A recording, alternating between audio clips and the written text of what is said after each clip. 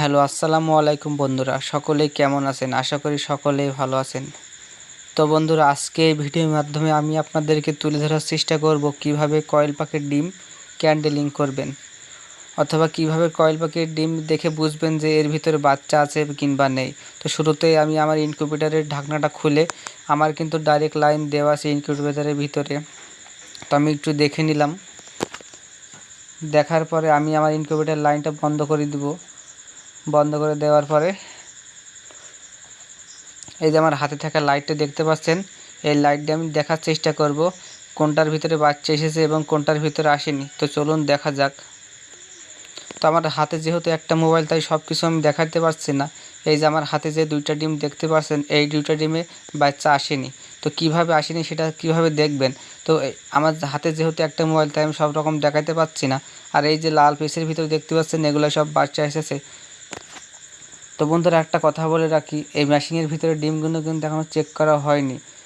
তো এই গত ভিডিওতে আমি দেখিয়েছিলাম যে এই ডিমগুলো কিভাবে বসিয়েছিলাম, কিভাবে আনিয়েছিলাম, এটা কিন্তু আপনাদের গত ভিডিওতে দেখানো হয়েছে। যারা দেখতে পারেননি তারা অবশ্যই এই ভিডিওটা দেখে আসবেন। এই ভিডিওটার লিঙ্ক আমি অবশ্যই কমেন্ট বক্সে দিয়ে রাখবো অথবা ডিসক্রিপশনে দিয়ে রাখবো। এই দেখুন বন্ধুরা, ওই দুইটা ডিম কিন্তু এখনও বাচ্চা আসেনি। তো আস্তে আস্তে সব করতে করতে আমার প্রায় হয়ে গেছে, আর কিছু ডিম বাকি রয়েছে। আর এই ভিডিওর মাধ্যমে একটা কথা বলে রাখি, আমাদের কাছে কিন্তু কয়েল পাখির ডিম, বাচ্চা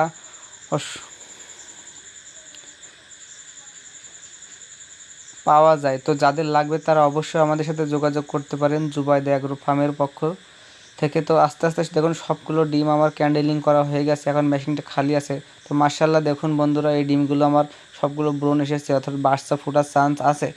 আর এই যে পাশে এই ডিম, এই কটাই বাচ্চা আসেনি।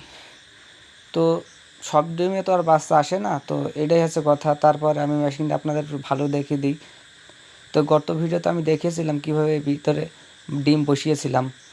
তো এই দেখতে পাচ্ছেন আমার হাতে থাকা লাইটটা আমি এখন দেখানোর চেষ্টা করব কীভাবে এর ভিতরে বাচ্চা এসেছে, কীভাবে বুঝবেন।